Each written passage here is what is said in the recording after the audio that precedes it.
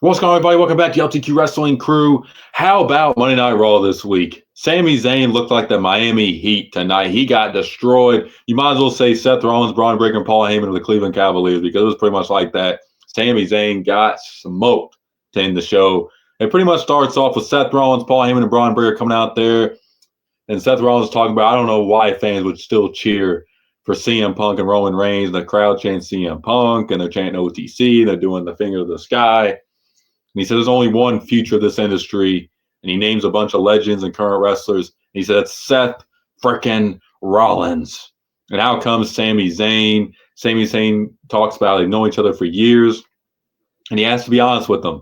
This new group is a load of crap. He says this is hypocritical from you, Seth. You talked about the bloodline all this time, and now you've turned into him. And he said, I'm not like the bloodline. He says, you ain't. Look at you. You got the wise man. You got your dog over here. You're just like everything you despised. And Rollins starts talking about, listen, Sami, I know you're not with this group. I can tell. We don't want to hurt you. We'll make you an offer because if you're not with us, you're a target.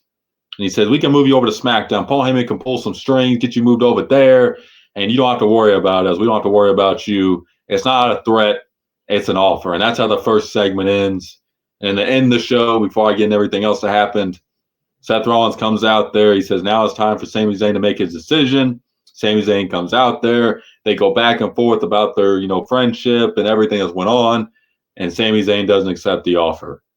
And he gets a match with Braun Breaker to end the show. And it was a back and forth match. Both these guys can work. They've had good matches before. Obviously, they have their history. And they end up having a ref stoppage after Braun Breaker hits 2 or 3 spears in a row. And Seth's saying to Sami, listen, you can still take the offer. All this can stop. Just take the offer. And then, Sami says, I think, screw you or something. And Braun continues to just destroy him. And the ref eventually just has to stop the match. Braun wins by ref stoppage. And then Seth Rollins gets in there, curb stomp. They just destroy Sami Zayn to end this show. They send their message. And this new group stands tall to end the show. And I like this new group. I think it has a ton of potential. Do I think they need to add another member? Yes. Maybe a woman member would be good, or maybe another male member and a woman member. We'll have to see what they end up doing. Me and Tears talked about that on the recent episode of our podcast. Make sure to check that out. But I don't know. I mean, I do think it needs at least another group member. But we'll see. There's a long ways to go. Obviously, Backlash around the corner. Looks like we're going to get Braun Breaker and Rollins against Reigns and Punk. Maybe not, but it looks like it's going to go that way. Other stuff up on this show, Roxanne and Rhea had a great match for the ending, back and forth. Rhea's getting ready to hit the riptide. Julia hits her with a blow to the knee that Roxanne targeted, and they attack Rhea. Out comes Io Sky. She takes them both out, and then before she gets on the middle rope, Julia pulls her off. They beat her down. Rhea runs back in the ring, and Roxanne and Julia retreat. So good match, good segment. Glad to see more women in the mix. A lot of these fans on the main roster might not be familiar with Julia, Roxanne Perez, Stephanie Vincoeur, but they're some of the best women in the world when it comes to pro wrestling. So if you haven't seen a lot of their work, go watch some other promotions. If some of y'all watch other promotions, or just go watch them in the NXT because they're all 3 great.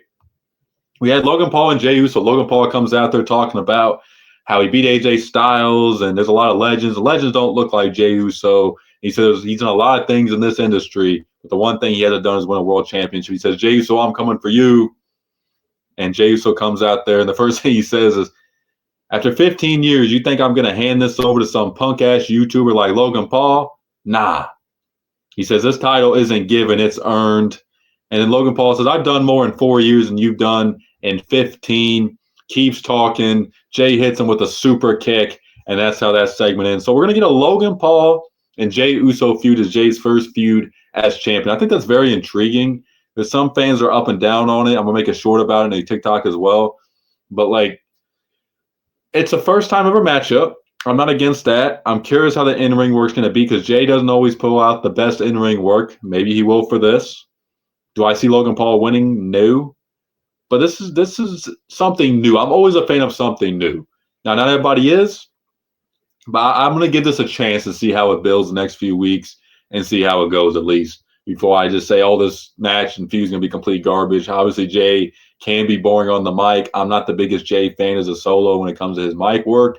But, hey, in-ring this could cook. Maybe this changes my mind over the next few weeks.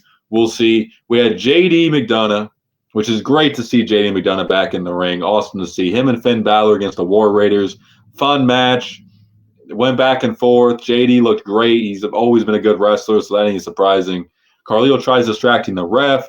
JD's on the top rope. Penta ends up showing up. Big pop. Hits him off the top rope. Bounces off the rope. War Raiders hit their pin or hit their finisher for the pin. 1, 2, 3. And the Warriors get the win. New Day was also out there at ringside. They tried getting involved a few times. We had a Becky promo. And Becky comes out there and she gets straight to the point. She attacked Bayley. Bayley's been attacking her since 2019, and nobody said nothing about that. Bayley's never apologized for any of it. And she says for Lyra was cozying up to my enemy, and Lyra wouldn't even be here if it wasn't for me. Lyra comes out there, and she says many women in the locker room warned her about Becky Lynch. Said she didn't believe it. She believed in winning the tag titles with Becky and doing a lot of big things with her. And she says she will make Becky pay, gets in the ring. Becky retreats. Lyra says, you know what? Let's face off a Backlash. Since you don't want to fight here tonight, let's face off a Backlash for the Women's Intercontinental title. Becky accepts. They end up getting into a brawl. Becky retreats. And then Lyra thinks she's out of the area of Becky pretty much. And then Becky attacks her from behind. That's how it ends. We're getting Becky against Lyra Valkyria for the title. Does Becky win here? That's the question. Do they have Becky win the Women's Intercontinental title? Because Lyra, I don't know if she's really that over. Like, the crowd was not into this segment at all. I don't know if it was just a bad crowd tonight. I've seen some comments saying the crowd was horrible, which some of the main roster crowds in the United States are, unfortunately. But, I mean, Lyra, besides her entrance music, doesn't really stand out. So I don't know if they're going to just give Becky the title. It's going to be interesting to see what they do here. So, yeah, Stephanie Vancouver against Ivy Nile. Fun match. Crowd was into Stephanie Vancouver. She's great. They did the Booker T thing. The yeah thing and all that. Stephanie Vancouver gets the win, and that's all they wrote for that match. Pat McAfee does a promo talking about how Gunther pissed him off. He attacked Michael Cole. He attacked him. He wants a match. He calls Nick Aldis out there, who's stepping in tonight for Adam Pearce.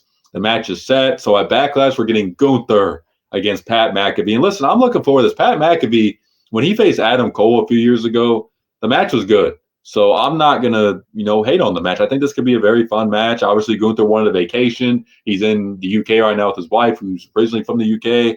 So enjoy a few weeks off. Be ready to put on a banger at Backlash and do what Gunther does best, and that's put on classic matches. And then that's pretty much all there was for this Raw. I didn't think it was the best Raw ever, but I had some fun stuff. A lot of the matches were pretty good. The segments weren't bad.